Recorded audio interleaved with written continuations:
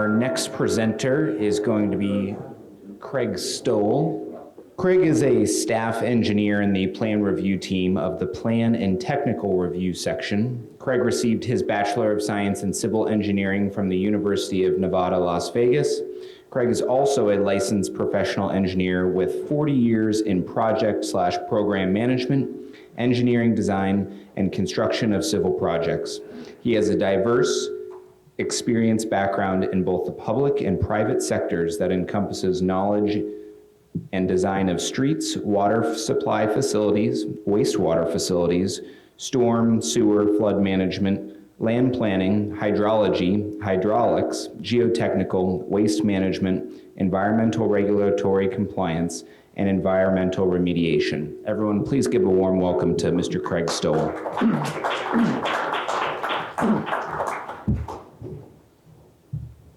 All right, good afternoon, everybody. Can everybody hear?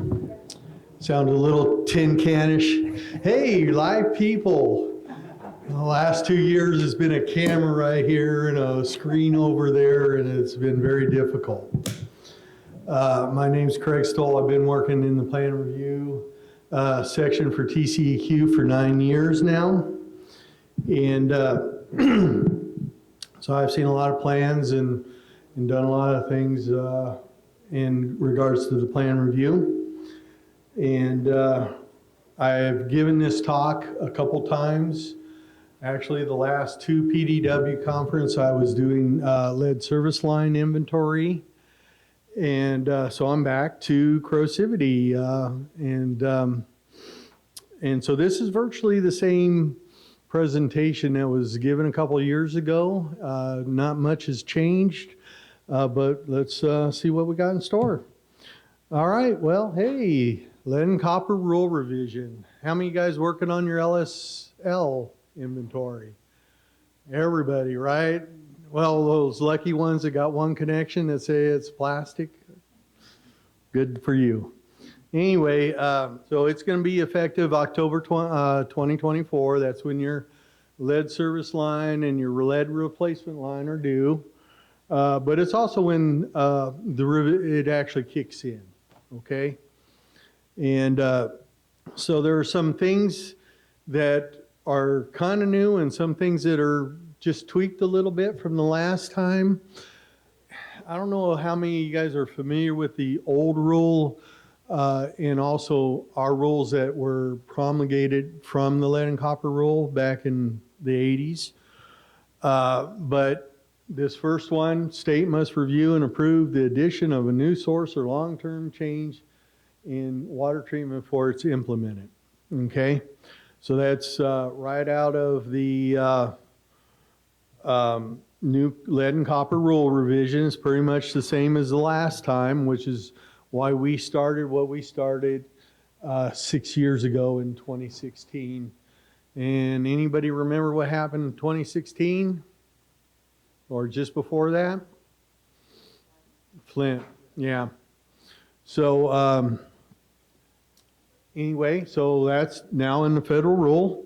Also, the state may require additional monitoring or take other actions the state deems appropriate to ensure such water system maintains minimum levels of corrosion controls in its distribution.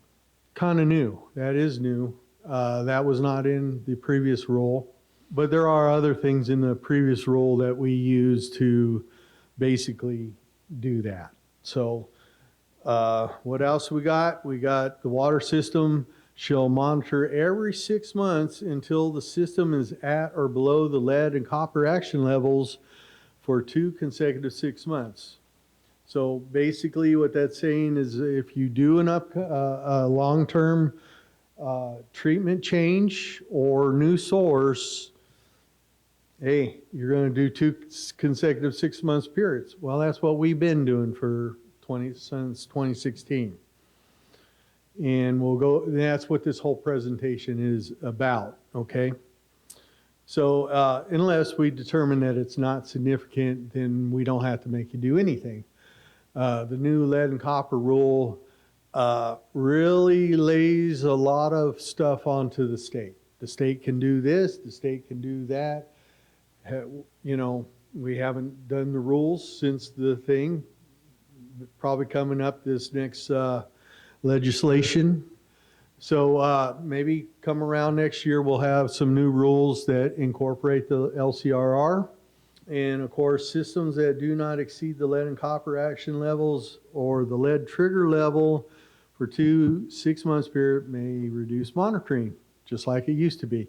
We used to call that, in the old rule, that was called being deemed. You were deemed to have optimal corrosion control if you passed your lead and copper for 2 6 months, right? Heavens would open up, money would flow down, and you might end up with a 3 or 9 year schedule. I think we did away with the 9-year schedules. A lot of people are on the 3-year schedules. So what this is saying that if you make a new treatment or a new source, we will undeem you and send you back to the 2 6-month sampling periods, along with 4 water quality parameter samplings. Okay, so that's the new language of the new lead and copper rule revision. So what you're going to see now is that we've been doing all this since 2016, and it won't change much. Okay, and like I said, I gave this from here on out. It's pretty much the same presentation. I gave it probably in 2019 and 2018 and at the PDW, but I've also given it other places. A lot of times I get questions on this process, and I will hand them my presentation. And this one really didn't change, but it's still in there. This is one of the reasons we did what we did after Flint. And so it goes through, and because the biggest argument at that time was, well, if I change my feed, am I changing my treatment that I now need to, you know, notify TCEQ and that? And so you notice that this would not include chemical dose fluctuations associated with daily water quality changes, right? You guys do what? You measure your alkalinity, and you go, oh, I'm going to change this dial. That's not what we're talking about, okay? You're all approved for all that stuff. But if you say, well, I want to change from chlorine to chloramines, that's a treatment change that will change the nature of your water and could cause you to become an ALE, action level exceeder. That means you didn't pass the 90 percentile when you do your lead and copper sampling. It does exclude free chlorine conversions. We don't do, yeah. Good question though. So, like I said, I had believed the first one was May 2016. I was looking through some letters. We might have done something on somebody in April, but it might have been just a report. But since 2016, 819 systems have had their reduced monitoring. Again, we call this undeeming you. We remove your reduced monitoring schedule, and you have to do 2 6 months lead and copper and 4 quarters of water quality. 571 of those are still active. I've been going through the numbers. A lot of them have done their sampling, but they have not completed their engineering follow-up report, which we'll talk about more later. And so you can do your sampling, but if you don't have your engineer send us a report saying, you know, this is what we saw and this is what we're going to do, then we can't close your, you may get your reduced monitoring schedule back, okay, but your BO2's not, or your undeeming. The BO2 means Book of the Undeemed. When you're on the Book of the, so we have 571 systems on our Book of the Undeemed, or BO2. And so a couple hundred of those probably haven't done their reports, but have done their monitoring. And so we can't take them off there, and it'll hang on. But we have closed 248 systems to date of those 819 systems. And as the last bullet, yes, you can get undeemed 2, 3, 4, 5 times, and they stack up, okay? So we do ask systems that you should plan out as best you can your changes coming down the pipeline. I know a few systems that, they got put in a well, they got undeemed, they did all their things, got off of it, and then lo and behold, boom, another well construction comes in, right? Or well completion comes in, and they got to do it all over again. It gets expensive doing lead and copper sampling. And I mean, how many systems love doing lead and copper tap sampling? Yeah, no hands. I don't. Anybody? I mean, once you get over enough samples that your board members can't be the ones to sample, you're in trouble. No, just joking. It's always fun. I've been there myself. Had to, all right, we got to get some lead and copper tap samplings and stuff. So, and of course, all that's going to change with the lead and copper rule, right? So, the tier 1, the major change on the LCRR was you're going to sample from lead service lines and not copper lines with lead solder, right? Tier 1 changed, and that's going to be lead service lines or unknown lead service lines. And of course, those presentations were given out throughout the day, so you could see those. So yes, you can be undeemed more than once. Now, you might be able to, you might get a letter from us saying you're undeemed, or we're removing your reduced monitoring, and then 2 months later you get a same letter, and then your schedule gets changed and you'll do both of those letters at the same time. So if they overlap, we look at that where, we go through and make sure that if you can combine them, we're going to combine them, okay? We don't want you out there sampling every time, like every year. That's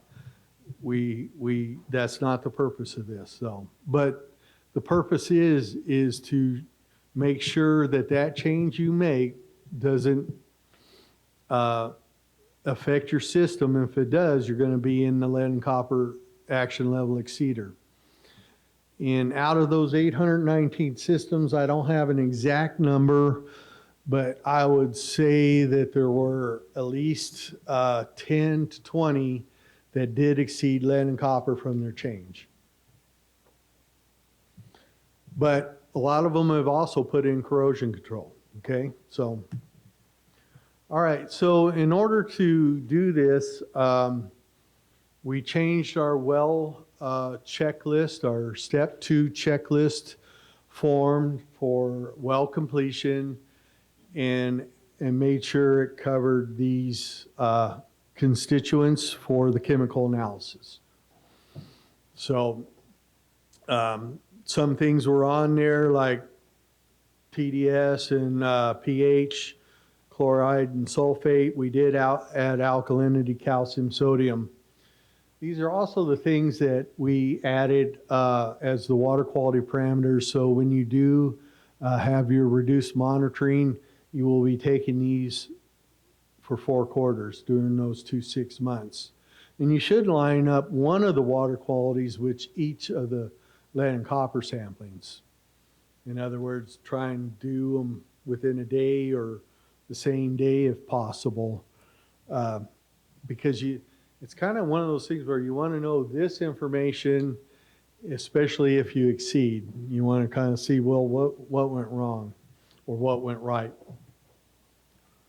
We've been using 5. We did start out with just the Langolier, the Reisner, and the Aggressive index, and we did add the calcium carbonate precipitation potential and the chloride to sulfate mass ratio into our calculations. Basically, the CCPP is a much better calculation than the LSI. The LSI was nice because, hey, it took 2 seconds to calculate. Calcium carbonate precipitation potential is an iterative process that and it's very mathematical inclined. It does lend itself to having a spreadsheet to calculate it. We use the Tetra Tech RTW model, which is sold by the American Water Works Association. It's basically a spreadsheet, calculates all of these items for you.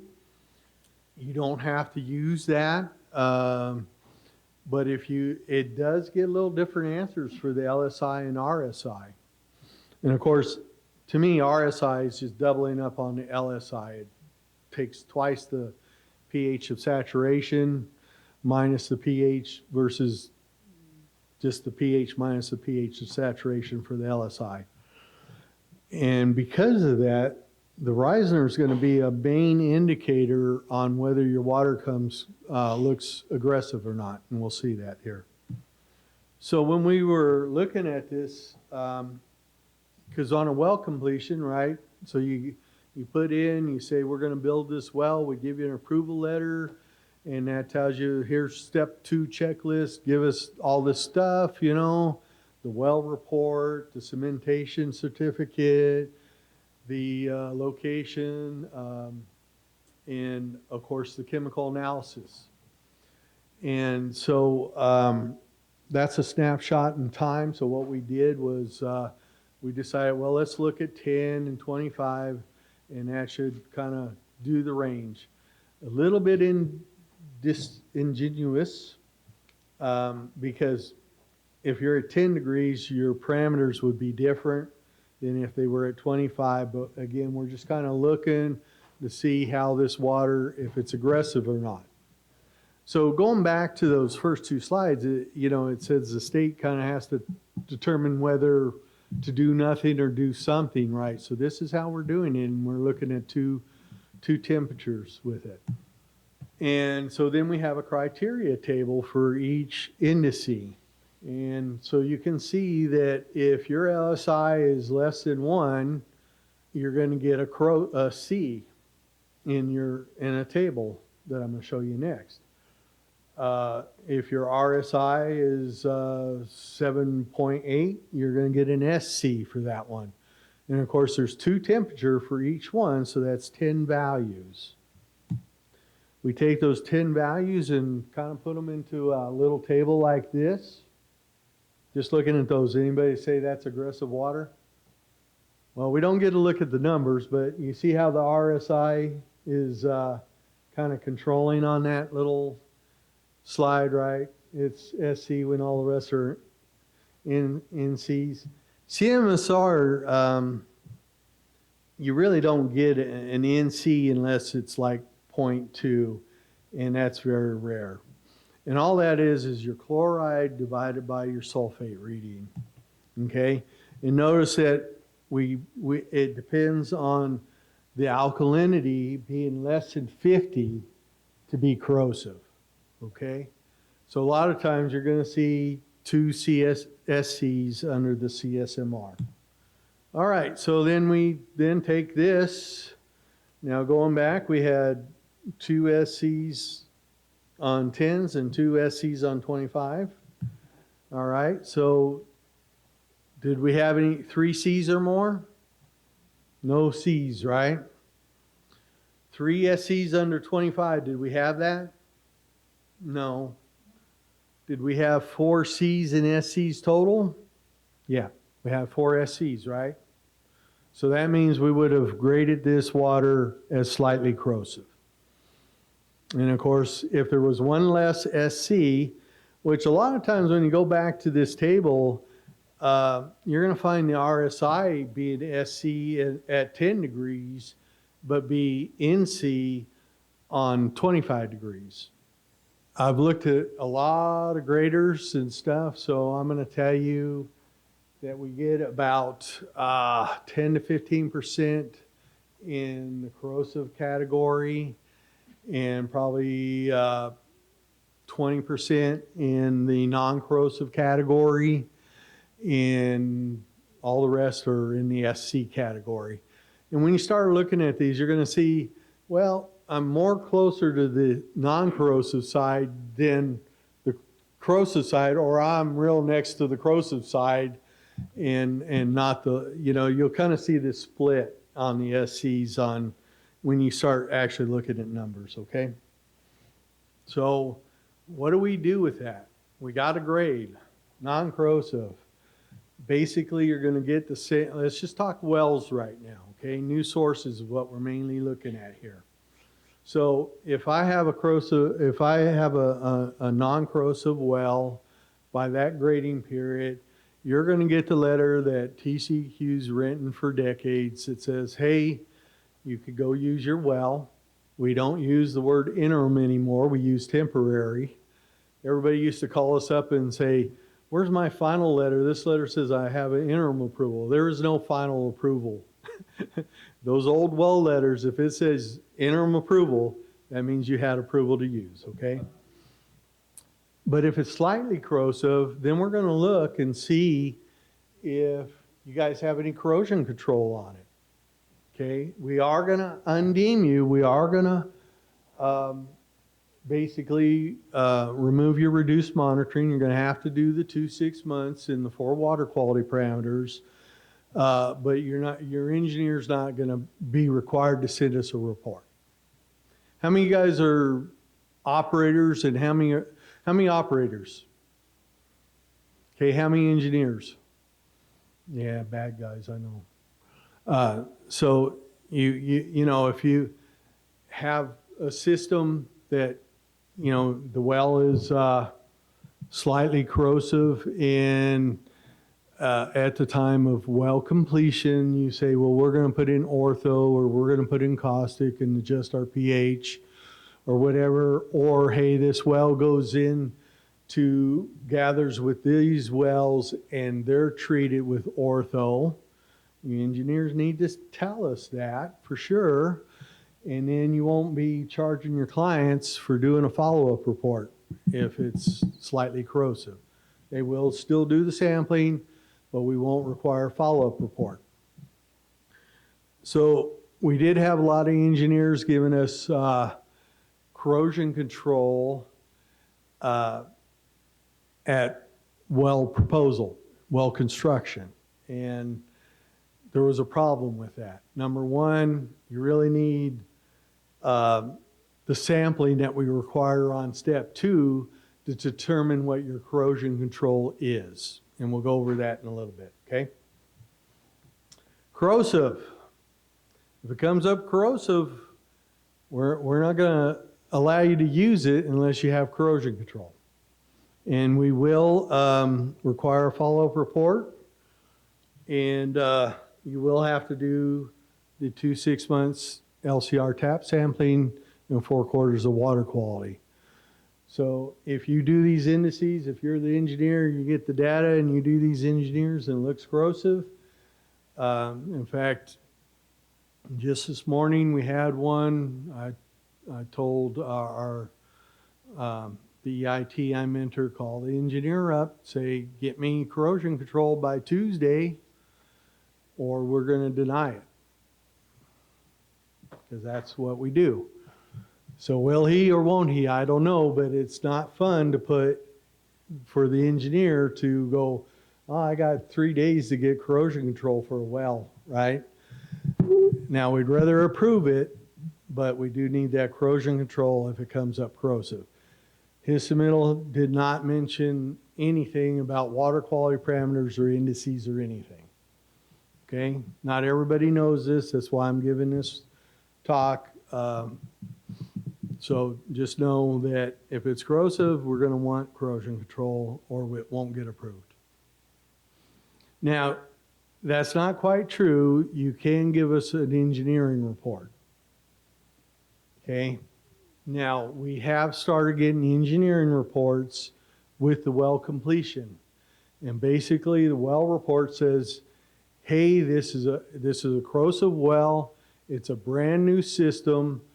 Everything's PVC in distribution. The building is new construction and built with low lead fixtures. There's no lead in our system. And we'll let you use the well, but we will undeem you, and you do have the chance of becoming an action level exceeder with corrosive water. But if you have no lead or copper in your system, you should be good.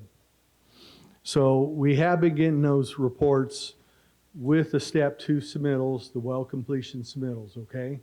So you can address it at that time, whether you want to put in corrosion control or you have a section in your submittal that is the report that says why it's not a problem. We first encountered that with drinking water, bottling water companies, right? They'd have corrosive water, but then they truck it and they put it in a building that's regulated by dishes. And so their distribution system's this long, which is the pipe from the building to outside the building to the building inside. And so they had a lot of, and when they get done, they had a lot, they're not going to be putting it in a distribution, and they are remineralizing it, and it's typically a slightly alkalinity and not corrosive at that time. So, that's water bottlers. If you can make the same argument with your system, we'll certainly take it into account. So that was new systems. Now, in existing transient non-communities. So transient non-communities do not do lead and copper systems, do not do lead and copper sampling. New systems, after we approved the well for completion, right, they still got to do their lead and copper inventory, which takes a while, and then they got to pick their sampling sites, takes a while, get approved, and they will get on their first 2 months sampling, their initial sampling anyway. So those people we're not going to undeem. Sorry, I told you we were, but we're not. Because T&Cs don't do sampling, and new systems will do the sampling anyway, okay? So now we'll talk about existing systems with the same thing. Again, no non-corrosive, no problem. Slightly corrosive, same thing. If you have corrosion controls, no follow-up report, but we will remove the reduced monitoring schedule.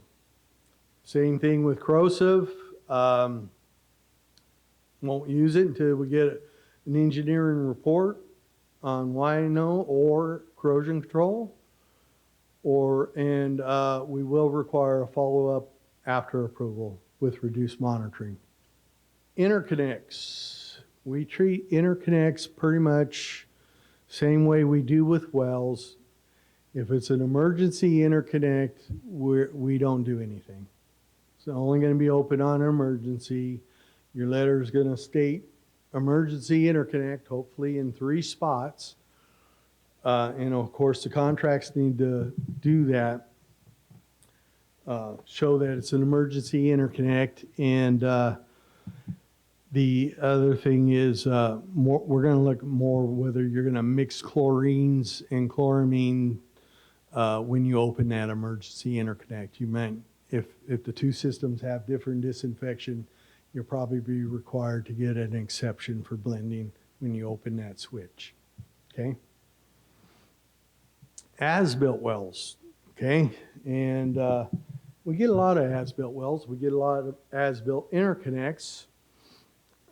For interconnects, we're going to look at the water quality that the one system's going to receive. So a lot of emergency interconnects go both ways, but usually when you have an interconnect with somebody, it's going to come from this wholesaler to me, or from Houston to me, or from whoever to me.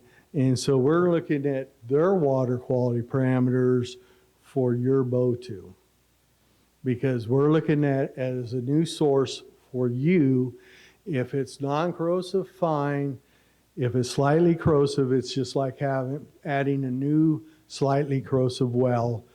If you have corrosion control, you're just going to get reduced monitoring.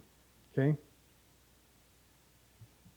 That makes sense to everybody? Did I kind of blow that one or not?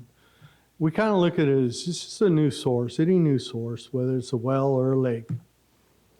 All right, treatments. We do remove the reduced monitoring.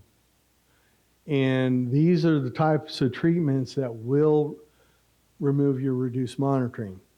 If you go from liquid chlorine to gas chlorine, we're going to undeem you. We won't undeem you from gas to liquid.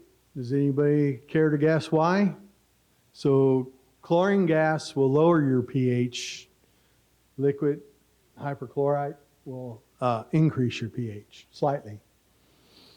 In fact, we undeemed one person, and I think they had like a 6.9 pH, and basically the report says we're over 7 when we hit it with sodium hyperchlorite because it'll raise the pH a bit.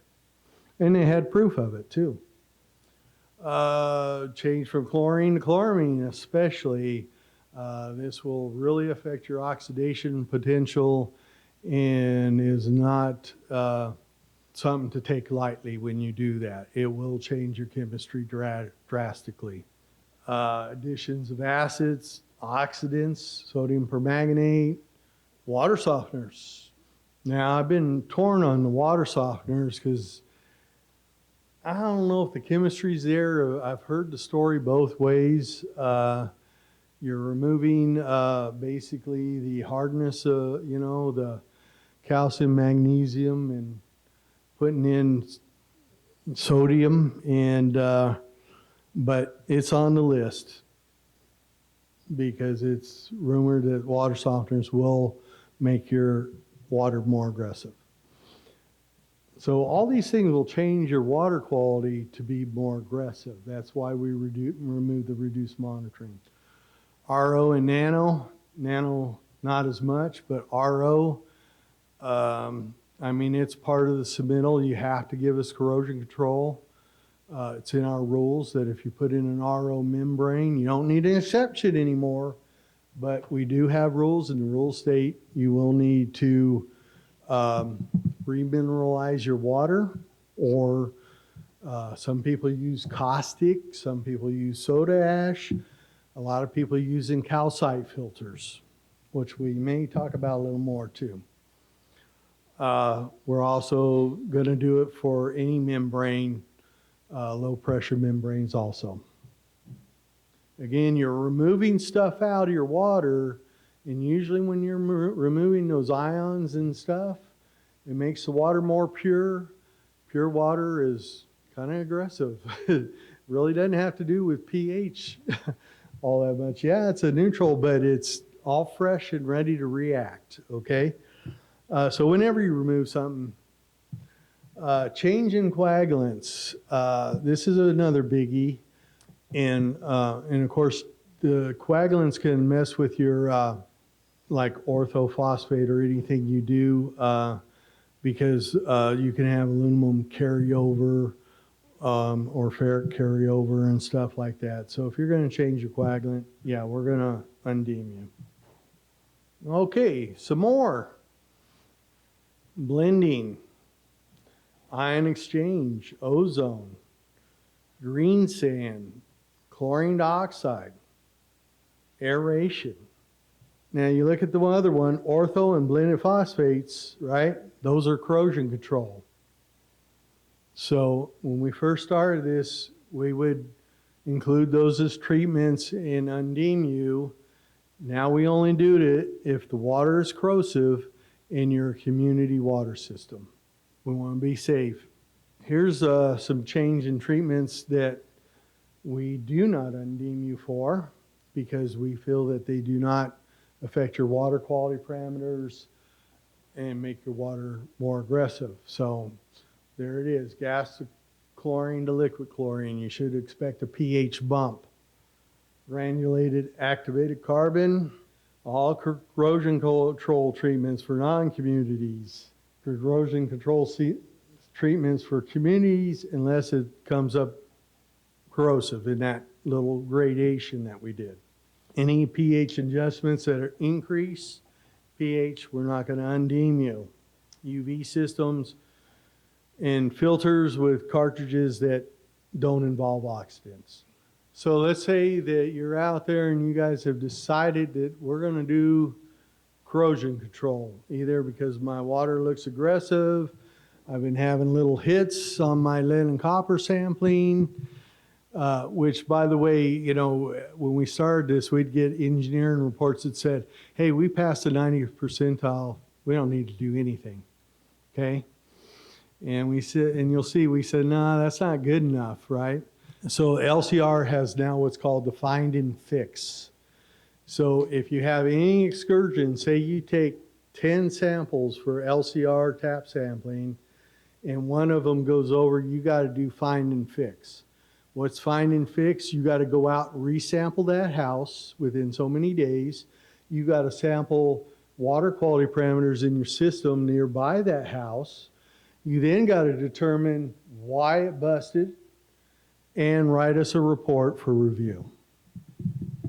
And I'm not even sure that's everything in the find and fix. That's just the bare minimum. So you're going to want to get your corrosion control where you're not getting any hits. Like when you look at lead, the lead after you do lead and copper tap sampling, you're going to want to look and see them all non-detect. Right? Under Drinking Water Watch, you can go look at all that stuff. Because like I said, we would get engineers used to say, hey, I passed. That's what it was for, right? Not quite good enough, all right? So anyway, you want to get those down. So you're looking at your corrosion control. We do want to see a set of water quality parameters if possible. And then we want to know how your corrosion control is going to affect your water quality parameters. Engineer's got to make an educated guess. Again, he can use the Tetra Tech RTW model to do this. It has a lot of scenarios where you can add your chemical and then you can see the change.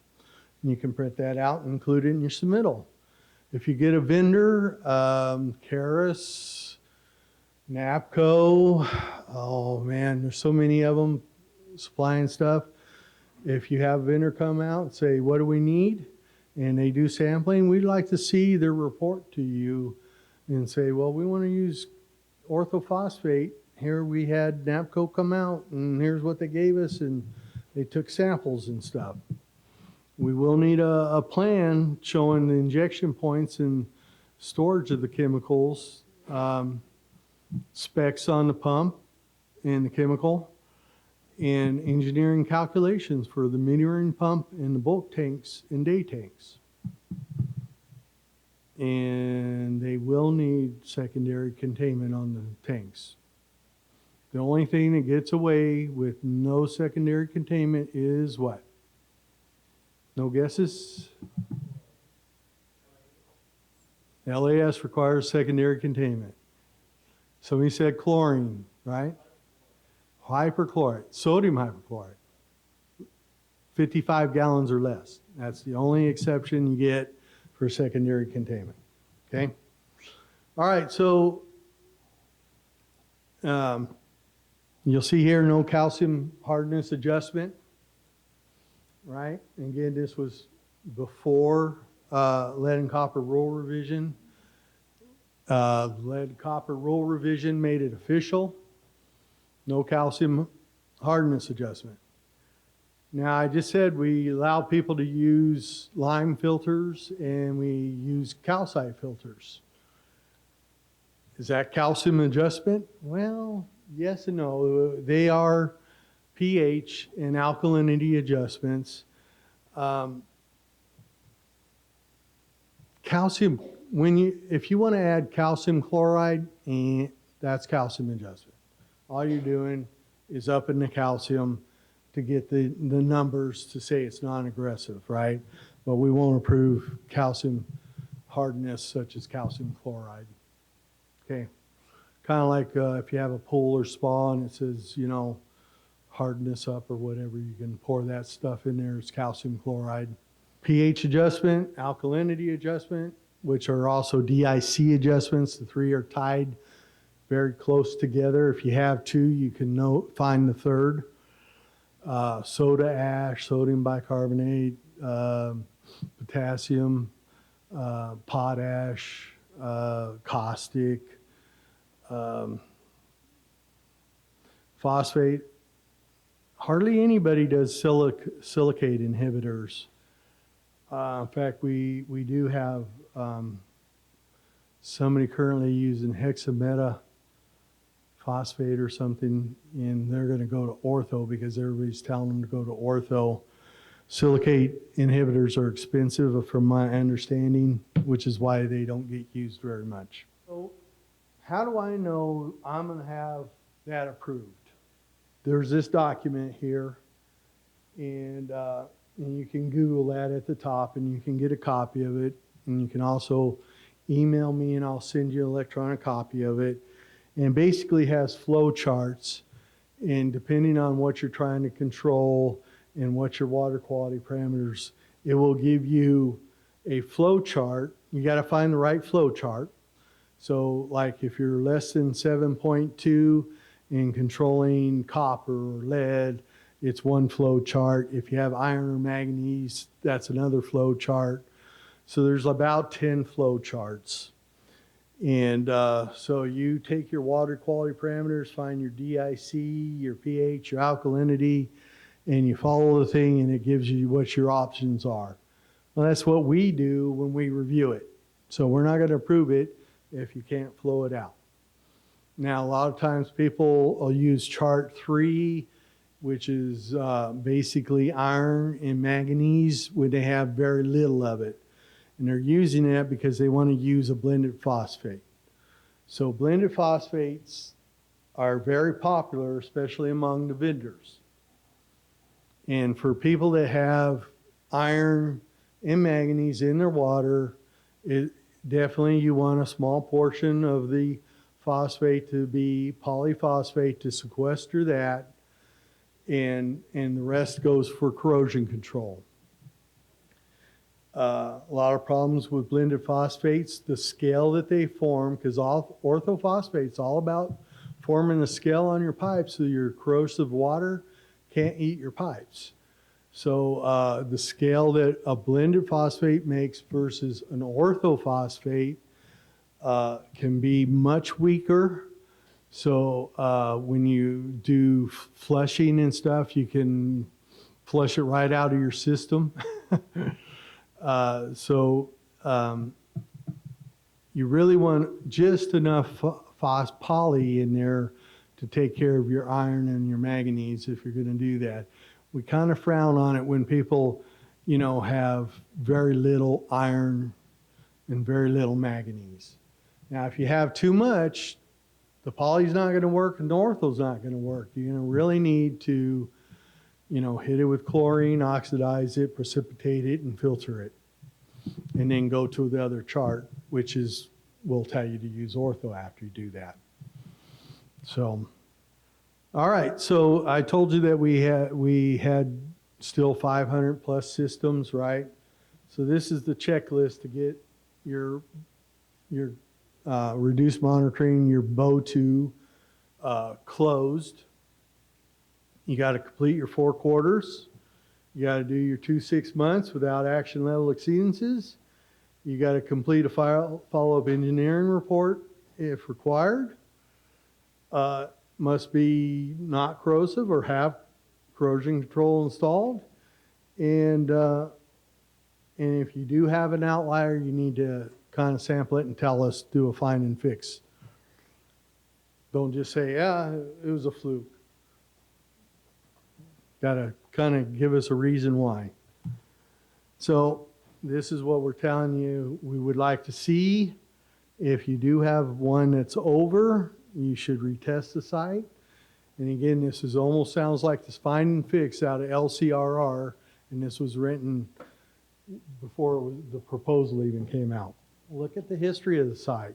Investigate the site, see how old the house is and what's the service line made out of, right? Which you guys got to do anyway. I laugh, I'm sorry. I know people that, when you have 2 or 3 million service connections, that's quite a work. It's going to be a lot. And you're kind of responsible for the homeowner now too. what I mean is you don't get a count removing it unless you remove both sides. So now you got to work with the homeowners on it all anyway. And we know how all that goes. I hear it all the time. Yeah, kind of look and see why, if you have corrosion control, is the levels in the house good enough? Maybe it's in the far reaches of the distribution and your ortho is going way below and you don't have adequate scaling.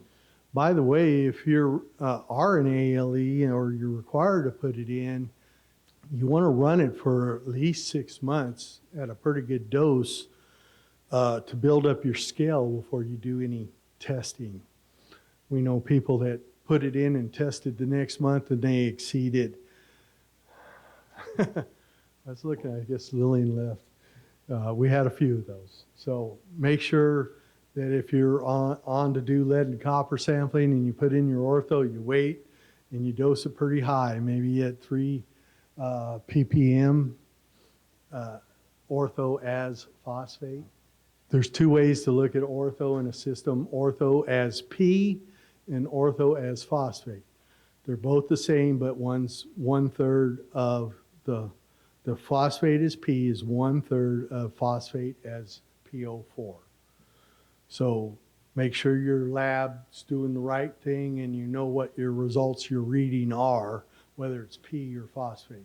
When you look at the LCRR, they're going by as PO4, orthophosphate as phosphate. So it's kind of 3 times as much as the other one. So you might want to start out at 3. And also, if you ever do have to do a corrosion control, those are the 2 levels that you do got to do your corrosion study on, which is 1 ppm and 3 ppm to determine where you are. I think you also do a de minimis level less than 1 to see if just a little bit helps. The other thing that they did was you can't do coupons. You basically got to harvest pipes to do those corrosion control studies when that October 2024 hits and it's in effect. Probably could have heard more about that with the lead and copper folks through the last 2 days. So also see if they have a point of use device, a water softener, RO or something like that. Okay, that's my number if you want to call me. That's my email if you want to email me. I sit at my computer most of the day answering phone calls and emails. So big part of our job. We're happy to do that. So if you have any questions, let me know. Okay, thank you guys. Thank everyone.